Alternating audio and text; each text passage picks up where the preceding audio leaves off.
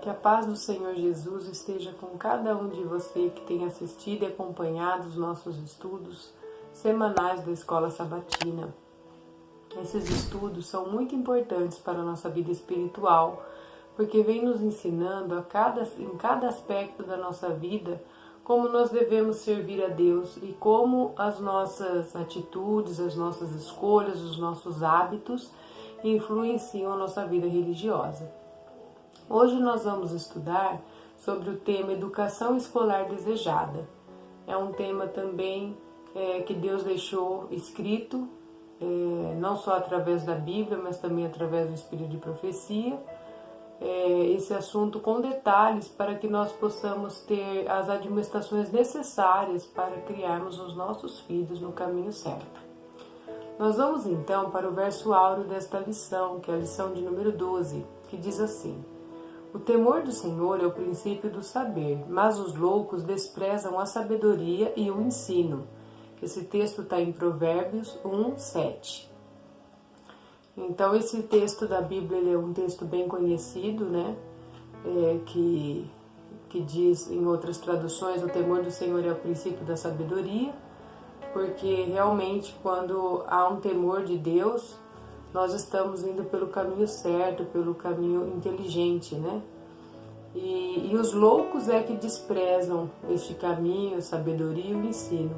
Então nós devemos a cada dia procurar o temor de Deus, porque aí sim nós vamos encontrar a sabedoria necessária para lidar nos aspectos diários da nossa vida. Na primeira pergunta diz assim: que obra especial tem a igreja a fazer e por quê? O texto da Bíblia está em Provérbios 13, verso 12, que diz assim: A esperança que se adia faz adoecer o coração, mas o desejo cumprido é árvore de vida. Então nós sabemos que quando o nosso coração se enche de esperança por algo, e essa coisa que a gente está almejando acontece, é algo muito bom, né? Mas quando a esperança ela é adiada, diz aqui que o coração adoece. Então nós devemos colocar nossas esperanças, né, na mão de Deus e fazer o possível para que o desejo do nosso coração, daquilo que é a vontade de Deus, seja cumprido, porque aí sim nós seremos felizes. O texto do Espírito de Profecia está no Segundo Testemunho Seleto Mundial, página 452, e a serva de Deus escreveu assim: A igreja tem uma obra especial a fazer no educar e preparar as suas crianças, a fim de que, frequentando outras escolas ou em outros convívios, não venham a ser influenciadas pelos que têm hábitos corruptos. Então a igreja tem essa obra de preparar as crianças para o convívio, né? Não só escolar, mas em qualquer outro convívio, que elas possam estar preparadas pelas influências que elas vão receber nesse convívio. E muitas vezes os hábitos que acabam influenciando são os maus, né? Continuando a leitura, que diz: O mundo está cheio de iniquidade e de desprezo pelas reivindicações de Deus. As cidades tornaram-se como Sodoma e nossos filhos estão diariamente sendo expostos a muitos males. Os que frequentam as escolas públicas associam-se muitas vezes com outros mais negligenciados que eles. Crianças que, fora do tempo passado da sala de aula, são deixados a obter a educação da rua. O coração dos pequenos é facilmente impressionado e, a menos que seu ambiente seja da devida espécie, Satanás usará essas crianças negligenciadas, aquelas que obteram educação de rua, né, para influenciar os que são educados com mais cuidado. Assim, antes que os pais observadores do sábado se deem conta do mal que está sendo feito, são aprendidas as lições de depravação e a vida de seus pequenos é corrompida. Então aqui nós vemos a gravidade, né, os riscos que nós corremos ao ser deixado os princípios, né, da educação, das admoestações que Deus nos dá, de nossas crianças terem essas influências negativas. Às vezes nós cuidamos certinho em casa, nós ensinamos, mas o contato com as crianças que não têm essa mesma educação, é ali que Satanás toma vantagem e tenta desviar os corretos de seu caminho. Seguindo então para a segunda pergunta, diz: quantas crianças e jovens devem receber as bênçãos de uma verdadeira educação e por quê? Será que são só algumas crianças, alguns jovens? Ou será que isso é mais abrangente? Vamos ver aqui. Provérbios 13, verso 14, diz assim: o ensino do sábio é fonte de vida para que se evitem os laços da morte. Então, se nós queremos ter uma vida, né, uma fonte de vida, nós devemos nos atentar para o ensino de quem? Do sábio. Para que assim nós evitemos, aqui está dizendo, os laços da morte. Na nota do Segundo Testemunho Seleto Mundial 455-456, Ellen White escreve: os olhos de nossos irmãos e irmãs devem ser ungidos com o colírio celestial. O colírio é para nos fazer enxergar melhor. Vamos ver por que está precisando então de colírio. Que diz: para que venham a discernir as necessidades dos tempos atuais. Os cordeiros do rebanho precisam ser alimentados, e o Senhor do céu observa para ver quem está realizando a obra que ele deseja que se faça pelas crianças e os jovens. Aqui então nós vemos que nós temos essa obra a fazer e nós estamos a todo tempo sendo observados por Deus. A igreja está adormecida e não avalia a magnitude do assunto. Ora, diz alguém, que necessidade há de ser tão exigente para educar nossa mocidade? Parece-me que se alguns que resolveram seguir alguma profissão literária ou qualquer outra carreira que exija determinado preparo, são objeto de especial atenção, isto é suficiente. Não é preciso que toda a nossa juventude seja tão bem preparada. A educação completa de alguns não satisfará a todas as exigências. Então, aqui o pensamento que Ellen White traz de alguém dizendo que não tem necessidade de todos serem instruídos. Se um já for bem instruído, ele já vai conseguir satisfazer aquela área, seja no ramo da literatura, seja alguma outra profissão útil, né, na igreja. Se o outro já está seguindo, eu não preciso fazer com que os outros jovens também façam isso, né? Não tem nem necessidade. Mas aqui Ellen White responde a esse questionamento: não respondo. Muito decididamente não. Que escolha seríamos capazes de fazer entre nossos jovens? Como poderemos dizer quem será mais promissor, quem haverá de prestar o melhor serviço para Deus? Em nosso juízo humano, podemos fazer como fez Samuel, que, quando enviado a buscar o ungido do Senhor, olhou para a aparência exterior.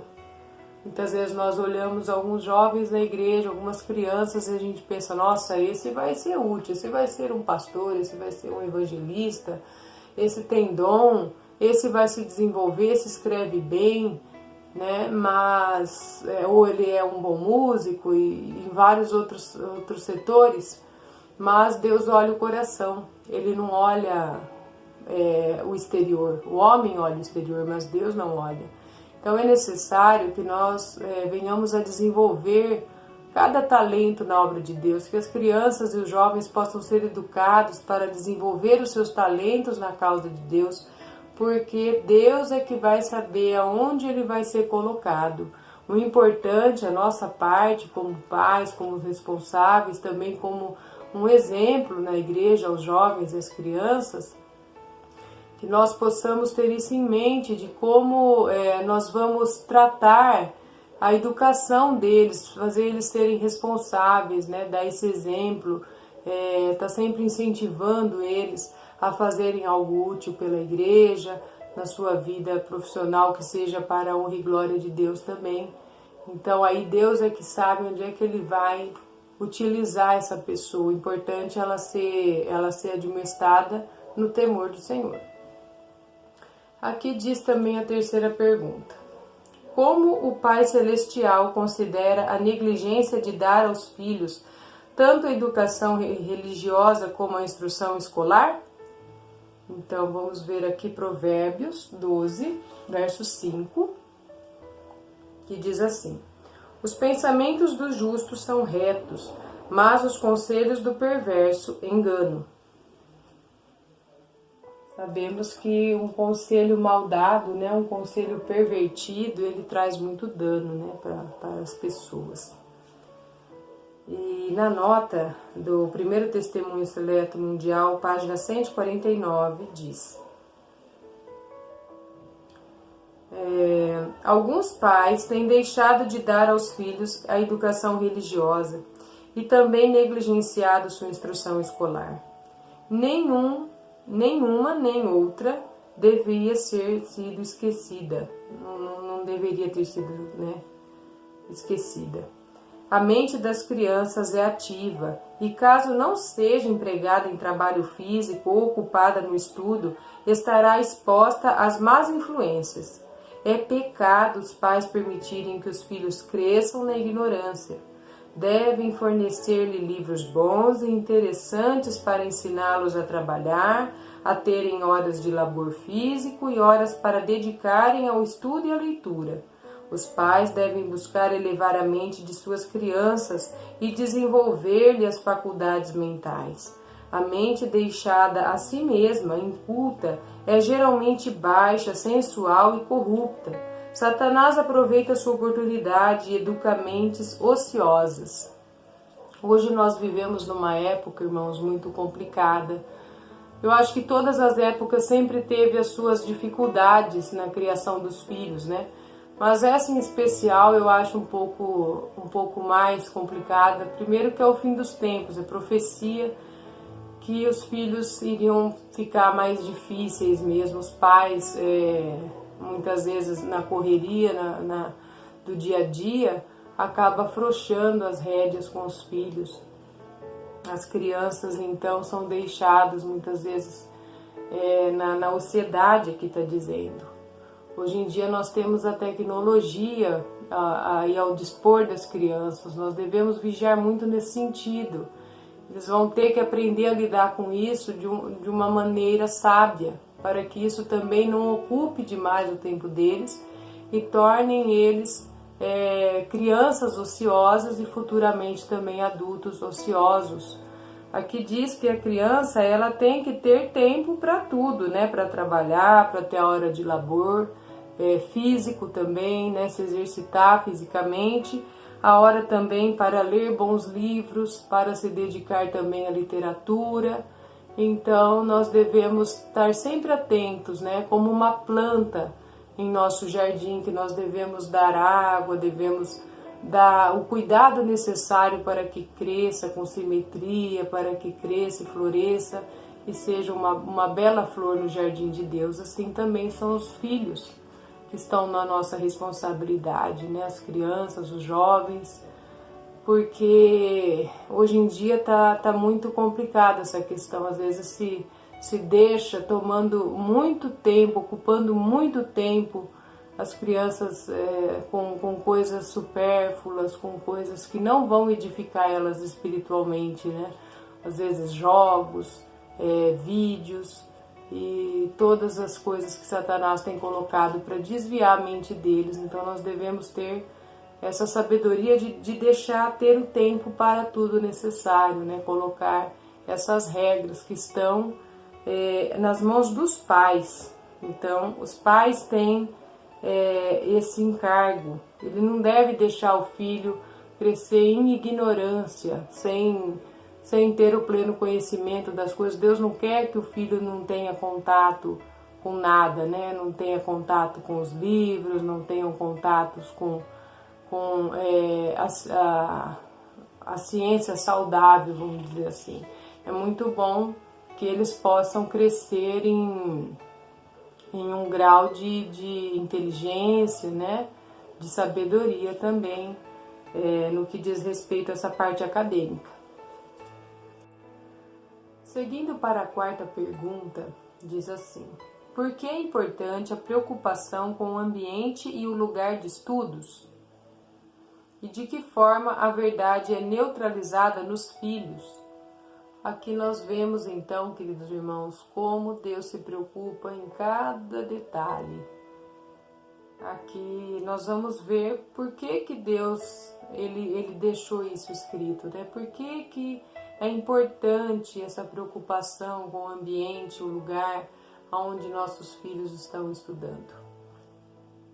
Provérbios capítulo 13, verso 5 diz: o justo aborrece a palavra de mentira, mas o perverso faz vergonha e se desonra. Então, quando a pessoa é justa, ela vai aborrecer a palavra de mentira. Então, nós vamos entender a conciliar esse texto com o texto, esse verso da Bíblia com o texto do Espírito de Profecia. Por que o justo aborrece a palavra da mentira, né? Se nós estamos num ambiente contrário com aquilo que Deus fala, nós devemos, então, isso deveria nos aborrecer, né? Deveria nos repelir de certa forma, porque nós sabemos que onde é ensinada a mentira não é um lugar seguro para nós. Aqui então fala no segundo Testemunho Seleto Mundial 452-453. Acaso recebem nossas crianças dos professores da escola pública ideias em harmonia com a palavra de Deus? É o pecado apresentado como uma ofensa contra o Senhor? É a desobediência a todos os seus mandamentos ensinada como sendo o princípio de toda sabedoria? Mandamos nossos filhos à escola sabatina para que sejam instruídos acerca da verdade. E depois, ao irem eles à escola diária, são-lhe ministradas lições cheias de falsidade. Aí diz então, em conjunto aqui com o verso da Bíblia, né? As lições de falsidade, e o justo deve fazer o que? Aborrecer a palavra da mentira, que diz, né? Tais coisas confundem a mente. Não deveria ser assim, pois se os jovens recebem ideias que pervertem a verdade, como será neutralizada a influência dessas instruções? É complicado, né? Como que vai ser neutralizado, porque de um lado eles recebem boas instruções, mas por outro também recebem fortes falsidades, coisas que vão deturpar a mente deles. Então Deus se preocupa em cada detalhe e deixou essas instruções para que nós possamos tentar fazer o melhor, né? Para nossos filhos e para Deus. A quinta pergunta: que instruções especiais foram dadas aos israelitas no passado? E para nós hoje, quais são?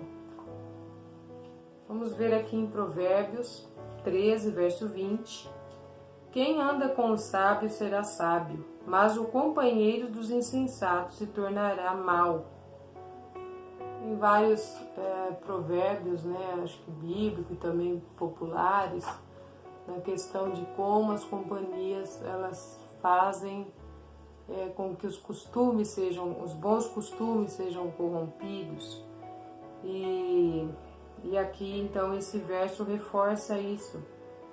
Que quem anda com o sábio vai ser sábio, mas os que também andam com o insensato, ele vai se tornar como eles, né? Vai ser uma pessoa má.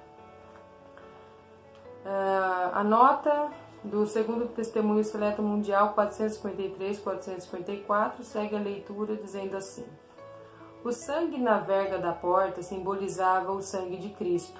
Isso lá no antigo Israel, né? Quando eles tiveram que colocar o sangue ali na 10ª praga do Egito, tinham que colocar o sangue nos batentes ali da porta, e isso simbolizava o quê? O sangue de Cristo, que unicamente salvava da condenação o primogênito dos hebreus. Qualquer dos filhos dos hebreus que fosse encontrado em uma habitação egípcia seria destruído. Se não tivesse ali dentro da casa, que tivesse com a verga da porta pintada ali, né, com o sangue de Cristo, né, que era o sangue de um cordeiro, ele então seria destruído. Esse jovem, essa pessoa que tivesse ali. Essa experiência dos israelitas foi escrita para a instrução dos que haviam de viver nos últimos dias.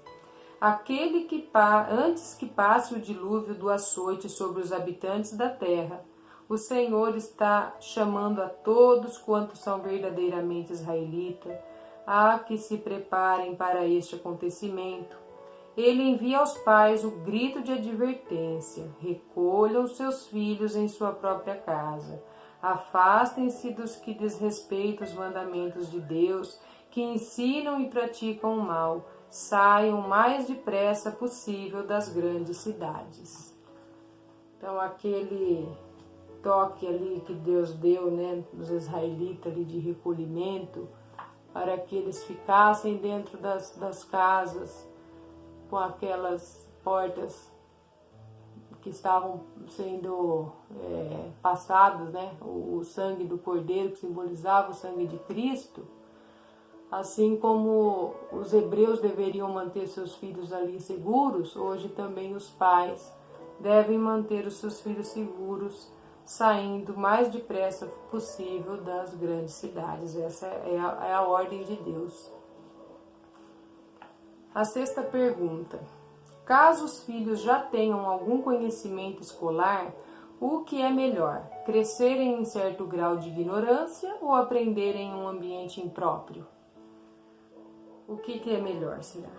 Vamos lá. Provérbios 14, verso 8. Diz: a sabedoria do prudente é entender o seu próprio caminho, mas a estultícia dos insensatos é enganadora.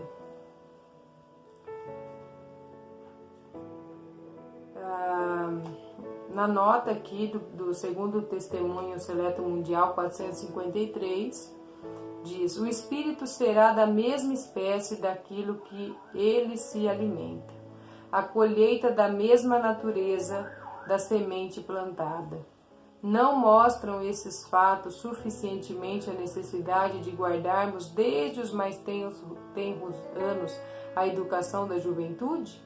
Não seria melhor para o jovem crescer em certo grau de ignorância quanto ao que se chama comumente de educação, do que se tornar descuidoso no que respeita à verdade de Deus? Então aqui está dizendo o quê? Que mais importa é servir a Deus. Nós estamos nesse mundo de passagem, nosso tempo aqui nessa terra ele é curto, e nós devemos almejar uma pátria melhor. É isso que nós devemos ter em mente, no educar nossos filhos, na nossa vivência, no nosso dia a dia. Nós temos sempre que termos em mente isso, que o nosso lugar não é aqui, que o nosso lugar é no lar em que Deus preparou para nós. Então, que nós possamos colocar isso como a prioridade, né, para não deixar os filhos se desviarem, às vezes em busca de grandes posições, de grandes coisas, às vezes acabar se desviando do caminho de Deus. Que nós possamos sempre priorizar o temor do Senhor, como disse no verso áureo, porque ali sim que é o princípio da verdadeira sabedoria. Que Deus nos abençoe, nos ajude a compreender esses assuntos, a colocar em prática na nossa vida diária. E agora também na sequência o irmão Mateus vai continuar esse estudo maravilhoso, e eu espero que você continue nos acompanhando e compartilhando também esses vídeos, para que essas mensagens possam ser levadas a mais pessoas, para que sejam despertados nestes dias em que vivemos, que são os últimos dias.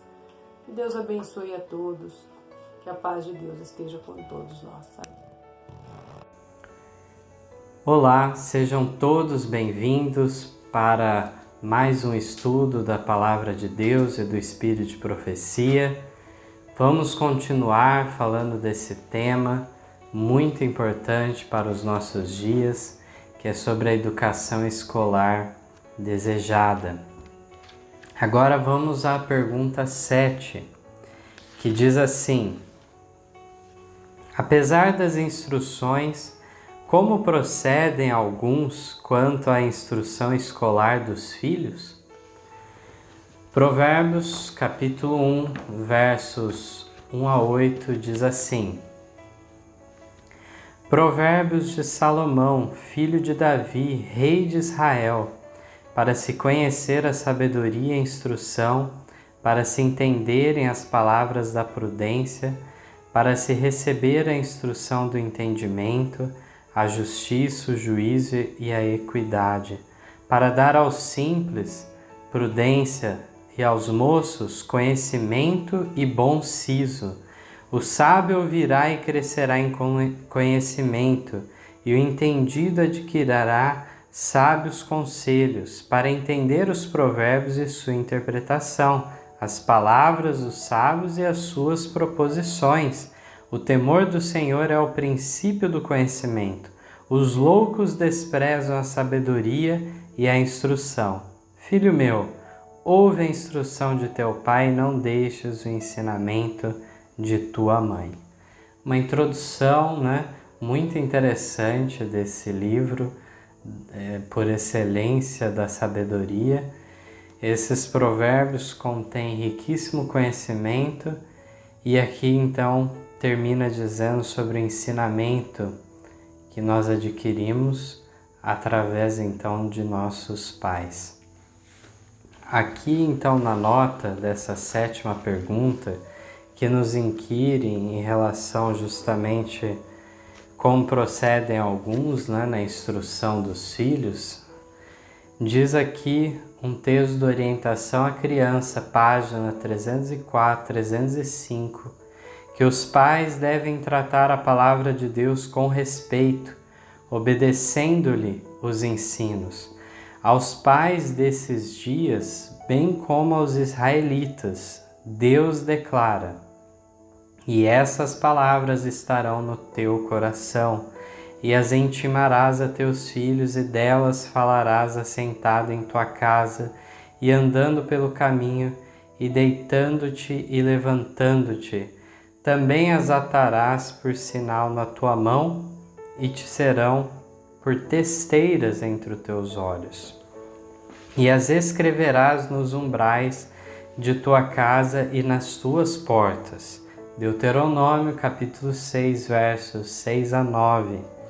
Não obstante essa clara instrução, alguns do povo de Deus permitem que os filhos frequentem escolas públicas, onde se misturam com os que têm moral corrupta. Nessas escolas, seus filhos nem podem estudar a Bíblia, nem aprender seus princípios. Pais cristãos, deveis tomar providências para que vossos filhos sejam educados nos princípios bíblicos. Esse texto é bem enfático, colocando que aquelas recomendações a Israel, aos pais israelitas, que contém lá no capítulo 6 de Deuteronômio, compete aos pais de nossos dias. E diz então que, apesar de uma instrução clara em relação a isso, o povo de Deus permite que seus filhos vão às escolas públicas, onde eles se misturam então com a corrupção. Aqui então temos também um texto do Conselho para Pais, Professores e Estudantes, página 205, que diz que, planejando acerca da educação dos filhos fora do lar, devem os pais compenetrar-se de que não mais é coisa livre de perigo enviá-los às escolas públicas, e cumpre que se esforcem para os enviar às escolas onde obtenham educação baseada em fundamento bíblico. Então aqui ela expõe justamente a pena inspirada em relação Então, desses pais que devem entender que a educação escolar deve ter um fundamento, uma base cristã, bíblica. Isso que deve ser buscado. Isso não será encontrado nas escolas públicas de maneira alguma, mas haverá lá princípios que vão antagonizar com a verdade bíblica. Isso devemos pôr sob perspectiva que Ellen White já escreve em seu tempo em relação a essas coisas, e de maneira dobrada, triplicada, já estamos vivendo em situações bem mais difíceis em nossos dias desde que ela escreveu esses textos. A pergunta de número 8, agora que nós temos, diz assim: que providências devem ser tomadas pela Igreja, especialmente pelos cristãos? Provérbios 11:14 diz assim: não havendo sábios conselhos, o povo cai, mas na multidão de conselhos há segurança. E aqui diz então, no primeiro texto do Testemunho para a Igreja, volume 6, página 198, que onde quer que haja alguns observadores do sábado, os pais se devem unir para providenciar um lugar para uma escola em que suas crianças e jovens possam ser instruídos. Aqui então nós vemos de maneira muito clara algo sobre esse esforço que os pais devem ter de unir então em benefício das crianças e jovens da igreja. O texto seguinte, da página seguinte do mesmo livro, diz que em alguns países os pais são obrigados por lei a mandar os filhos à escola. Nesses países, nas localidades onde há igreja, devem se estabelecer escolas, mesmo que não haja mais de 6 crianças para frequentá-las. Trabalhemos como se o fizéssemos para salvar a própria vida, para salvar os filhos de serem afogados nas influências contaminadoras e corruptoras do mundo. Achamo-nos demasiado aquém de nosso dever quanto a esse importante assunto.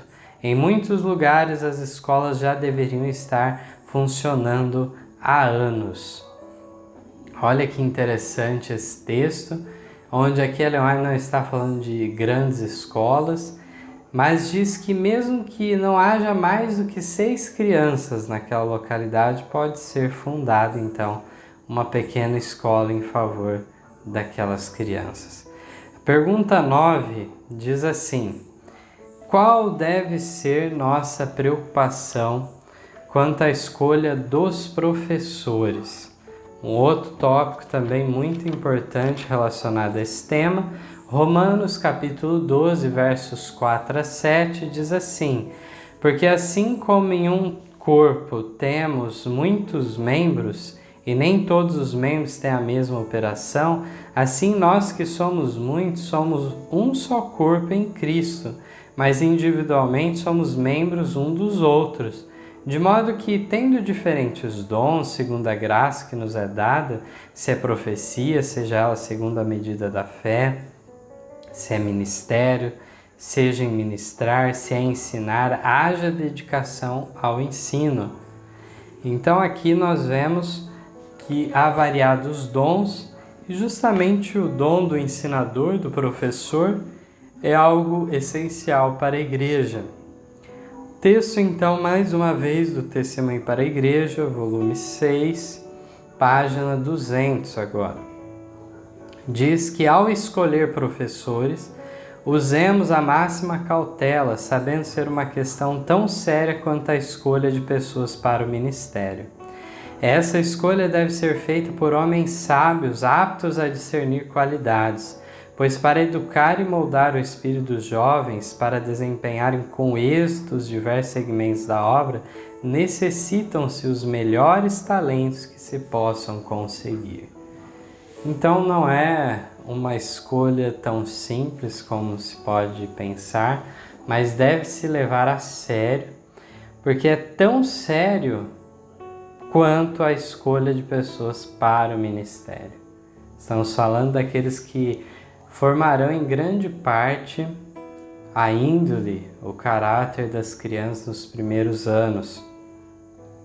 Vamos mais adiante agora à pergunta de número 10. O que acontece para as crianças caso não se escolha corretamente o professor e o local de estudo? Temos aqui um texto, primeiramente, de Provérbios 11. Provérbios 11, 9.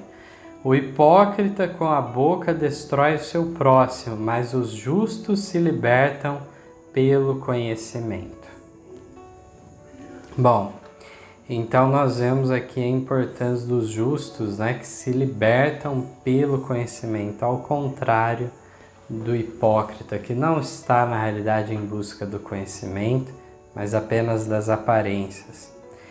Aqui o texto, no mesmo livro, nas páginas seguintes, diz assim: não se deve pôr à frente dessas escolas qualquer pessoa com mente inferior ou estreita. Não sejam deixadas crianças a cargo de jovens e inexperientes professores destituídos de aptidão para dirigir, pois seus esforços tenderiam para a desorganização. A ordem é a primeira lei do céu e toda escola deve, a esse respeito, ser um modelo do céu. É uma impiedade confiar as crianças a professores orgulhosos e destituídos de amor. Um professor assim fará grande dano aos que estão em rápido desenvolvimento de caráter.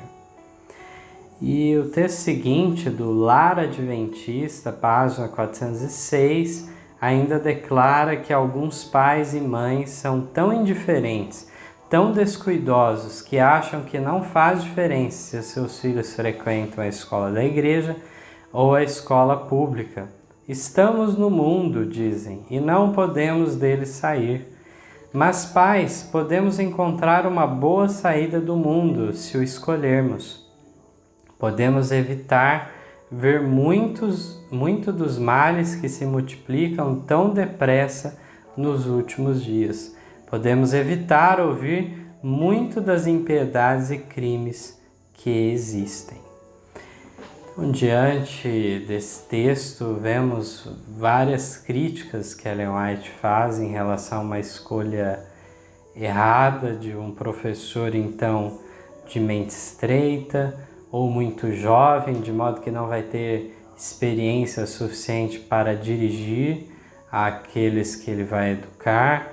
Fala também de professores orgulhosos, destituídos de amor e assim por diante.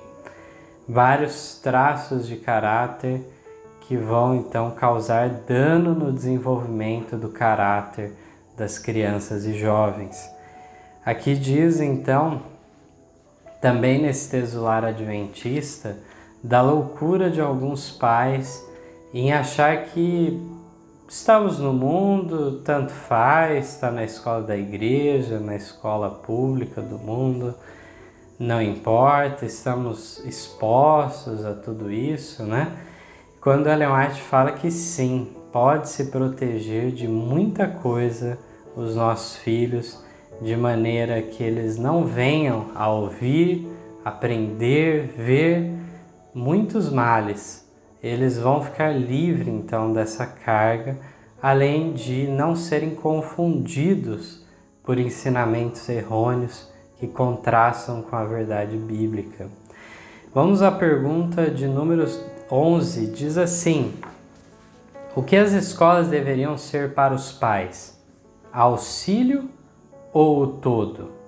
Salmos 127, verso 3 diz assim: eis que os filhos são a herança do Senhor e o fruto do ventre o seu galardão. Então Deus confiou aos pais como herança os filhos. E aqui diz no Conselho aos Pais, Professores e Estudantes, página 167, que o Senhor deseja usar a escola como auxílio aos pais, na educação e preparo dos filhos para esse tempo que está diante de nós. Portanto, lance a igreja a mão da obra escolar de maneira fervorosa e dela faça o que o Senhor deseja que ela seja. Portanto, também os pais não devem cair no erro de achar que a escola da igreja, então, por ser da igreja, trará toda a educação necessária. Na realidade, como já o ditado diz, né, a educação vem de casa. E de fato, grande parte do que se aprenderá na escola se assemelha mais ao ensino do que à educação em si, visto que os princípios religiosos já devem, dos primeiros anos de vida, serem inculcados nas crianças. Vamos agora à última pergunta dessa lição, pergunta de número 12, que tem várias subperguntas e nos trará uma visão agora um pouco mais ampla sobre esse assunto. A primeira parte diz assim: que acontecia quando o povo de Deus punha em prática o plano divino de educação? Como era esse plano? Por que as escolas paroquiais foram adotadas? Quem foram os principais mestres de Timóteo? Então aqui na segunda carta de Paulo a Timóteo, capítulo 1, verso 5, diz que trazendo à memória a fé não fingida que em ti há, a qual habitou primeiro em tua avó Lóide e em tua mãe Eunice, e estou certo de que também habita em ti. Aqui nós vemos já como que foi a educação dele com a mãe e a avó, de maneira que ele aprendeu as sagradas letras, ele aprendeu então o caminho correto com elas, e é o que vem trazendo agora também informação adicional no capítulo 3, versos 14 a 15. Tu, porém, permanece naquilo que aprendestes e de que fostes inteirado, sabendo de quem o tens aprendido, e que desde a tua meninice sabes as sagradas escrituras, que podem fazer-te sábio para a salvação pela fé que há em Cristo Jesus. Então, Timóteo teve esse privilégio de aprender sobre as escrituras sagradas desde a meninice, de maneira que ele estava bem apto, quando veio a mensagem do Evangelho, a aceitar então aquele Messias predito nas profecias. Ele foi a fonte primária, não aprendeu através de outras fontes secundárias, né?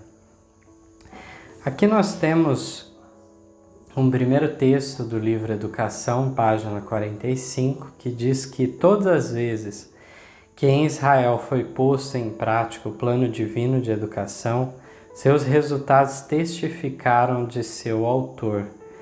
Mas em muitíssimos lares o ensino designado pelo céu, bem como os caracteres por ele desenvolvidos, eram igualmente raros. E na página 33 do mesmo livro diz que a família era a escola e os pais os professores. A educação centralizada na família era a que prevalecia nos dias dos patriarcas. E temos ainda um texto final no Conselho aos Pais, Professores e Estudantes, página 204 e 205, que diz que a necessidade de se estabelecerem tais escolas é imposta a mim muito insistentemente, por causa da cruel negligência por parte de muitos pais quanto a educarem devidamente seus filhos no lar. Diante desses últimos textos, dessa última pergunta, nós temos algumas informações importantes de serem consideradas. Primeiramente, nós vemos que, em relação à formação de escolas para as crianças ou para os jovens por parte da igreja, não é em si o que nós poderíamos dizer do plano original, ideal de Deus, mas sim uma permissão da parte divina devido à cruel negligência dos pais, como Ellen White fala. De modo que nós vemos que, de fato, aquilo que comumente se fala de educação domiciliar é o caminho a ser seguido mais próximo então do ideal divino. O ideal divino que em várias coisas busca as origens, assim como nós sabemos no dia de guarda, na alimentação, no matrimônio. E temos então também na parte da educação uma volta às origens. De modo que aqui é demonstrado que de fato a escola deveria ser o próprio lar e os pais os próprios professores. Serão aqueles facilitadores de as crianças adquirirem conhecimento. Muitos têm uma ideia equivocada sobre a educação domiciliar ao acharem que ela deve então ser de alguma maneira que as crianças avancem até onde os pais sabem. Nada impede de que elas avancem para além até do que os próprios pais conhecem. Os pais em si, eles vão criar o ambiente adequado, serão facilitadores com livros, disciplina e assim por diante, de maneira que as crianças vão adquirir o conhecimento e sem efeitos colaterais, digamos assim. Temos aí movimentos hoje no Brasil, em outros lugares, aqui no Brasil de maneira mais acentuada nos últimos anos, de pessoas buscando justamente esse caminho, pessoas de fé religiosa ou até mesmo sem ter uma fé específica, mas que têm buscado então este caminho. E em grande parte, o povo de Deus tem falhado nisso, em não colocar em prática isso que nós vemos muito bem teorizado pela inspiração. Deixo ainda aqui mais uma vez o aspecto desse texto final de Ellen White falando que a necessidade de estabelecer escolas das igrejas que ela apresentava para a igreja era sim devido à cruel negligência dos pais. Por isso essa atitude. Devemos distinguir também aqui dois aspectos. Existiam, na época de Israel, a escola, então, as escolas paroquiais e a escola dos profetas. De maneira que as escolas paroquiais eram aquelas para os primeiros anos da criança.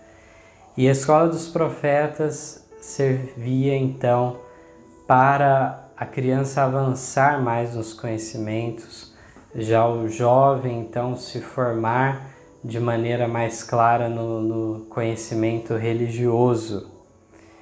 No entanto, apesar desse sistema ser o vigente em Israel, devido à negligência dos pais, e hoje nós estamos falando do Israel moderno, temos aí diante de nós exemplos distintos.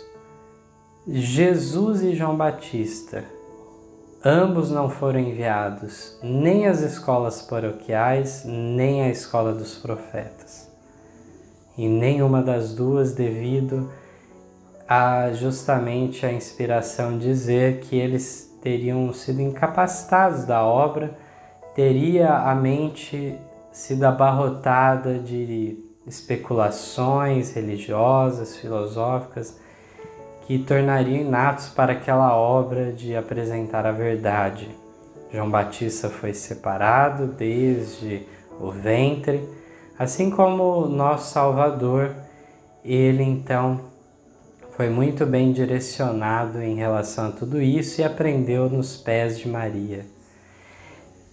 Por fim, eu gostaria, antes de concluir esse vídeo, expor a todos o meu próprio testemunho pessoal em relação a esse assunto, visto que eu sou um desses que teve a educação domiciliar.